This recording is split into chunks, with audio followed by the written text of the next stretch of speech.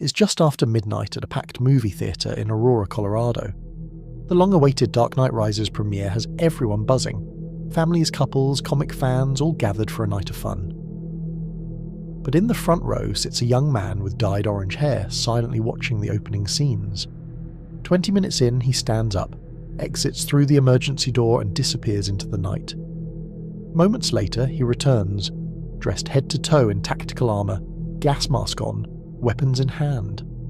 The first thing people see is a flash of smoke, then gunfire. Within seconds, a joyful night becomes a scene of chaos and terror.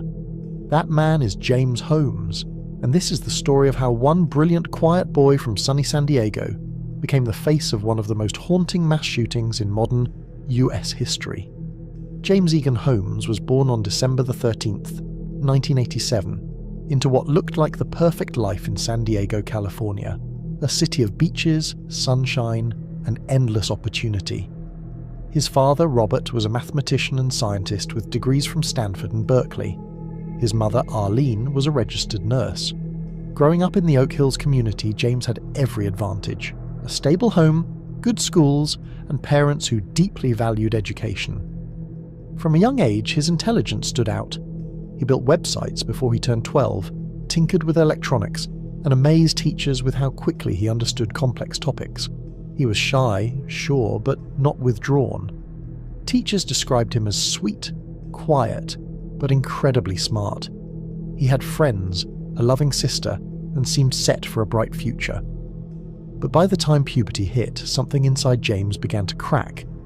As a teenager, James began seeing things that weren't there, what he called nail ghosts, hammering in the walls. He told his parents about flashes of fire, explosions, and burning buildings. For a boy his age, it was terrifying. His parents tried to help, but both came from scientific medical backgrounds. They focused on practical steps, not feelings. Therapy wasn't something they really talked about. When the family moved to Rancho Peñasquitos, James lost what little social comfort he had. The local kids didn't welcome him, and he retreated into his room, finding escape in video games, especially Warcraft 3. His mother even went door to door asking neighbours if their kids would hang out with him, but nobody really connected with James. By high school, his isolation was complete. He was bright and athletic, tall, lean, and even ran cross-country, but emotionally he was detached.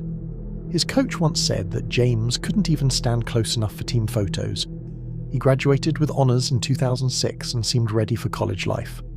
But whatever darkness had started in him never really went away. Studied neuroscience. He was brilliant, but socially he was almost invisible. Co-workers from his summer job described him as staring at walls for minutes at a time. He wasn't cruel or rude, just completely withdrawn. Still, he managed to graduate in 2010 and went on to pursue a PhD in neuroscience at the University of Colorado in Aurora. There he rented a small one-bedroom apartment and tried to build a life again. He even signed up for dating sites, desperate for connection after years of isolation. To his surprise, in 2011 he met a girl from his biology class. She was intrigued by his intelligence and dry humour. They started dating, watching Saturday Night Live, going to Ethiopian restaurants, sharing Slurpees from the corner store. For a while, it almost looked normal. But his strange behaviour, flat jokes, awkward silence, made the relationship difficult. They broke up by early 2012. That breakup would become a major turning point. After the relationship ended, James sought help from the campus psychiatrist, Dr. Lynn Fenton. Over 3 months, he visited her 7 times. He told her about seeing shadows with guns whenever he closed his eyes. He spoke of violent imagery without any trace of emotion. He admitted to thinking about mass killings, even having vague plans to carry one out. Dr. Fenton was alarmed, but legally her hands were tied. Since James never mentioned specific victims or a set plan, she couldn't break confidentiality or call police. Behind the scenes, his grades were plummeting. The university was preparing to expel him, but he dropped out before they could act. Alone, unemployed, and mentally unraveling, James stopped taking his medication and spent his days locked in his apartment. And that's when his mind shifted from fantasy to planning. By late May 2012, James Holmes began preparing for something terrible. He bought 3 firearms, a Glock pistol, a Remington 870 shotgun, and a Smith & Wesson M and P15 assault rifle. Over the next few weeks, he ordered thousands of rounds of ammunition, body armour, gas canisters, and tear gas grenades.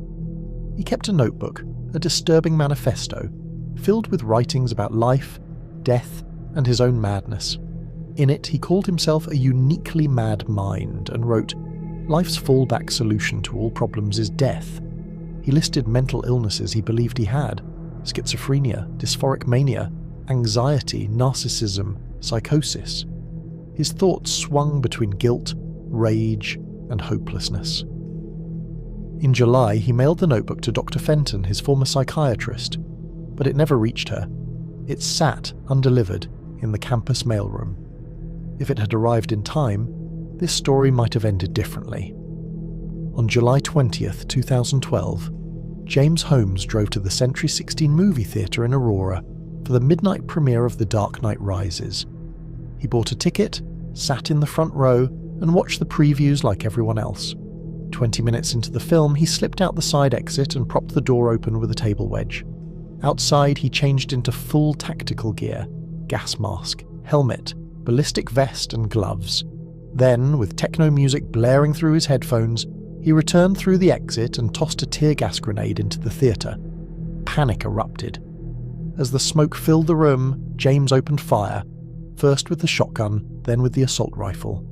76 shots later, 12 people were dead and 70 others wounded. Outside, chaos consumed the parking lot. Police arrived within 90 seconds, and amidst the confusion, James quietly walked back to his car and surrendered. He told officers he'd booby-trapped his apartment with bombs and gasoline canisters, and he had.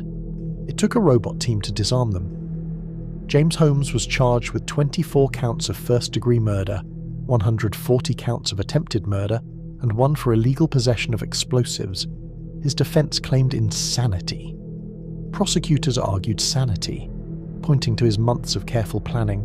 During trial, his infamous notebook was presented as evidence. It showed that Holmes had considered other attack sites, an airport, a mall, before choosing a theatre. He wrote about fear turning to hatred and titled one page, "A Dark Knight Rises." In August 2015, after a long and emotional trial, the jury found James Holmes guilty on all charges. He was sentenced to 12 consecutive life sentences, plus over 3,300 years in prison, without parole. He's now serving that sentence at USP Allenwood in Pennsylvania. A memorial now stands in Aurora, honouring the 12 lives lost that night: Jonathan Blunk, Jesse Childress, Jessica Garvey, John Larimer, Veronica Sullivan, Alexander Boyk, Gordon Cowden, Matthew McQuinn, Michaela Medic, Alex Sullivan, Alex Tevez, and Rebecca Wingo. The Aurora shooting reignited debates about gun control and mental health laws, and it still echoes today. This case is one of the hardest to sit through, not just for the loss of life, but because it shows the cracks in the system. Dr. Fenton saw the danger, but legally, she couldn't act.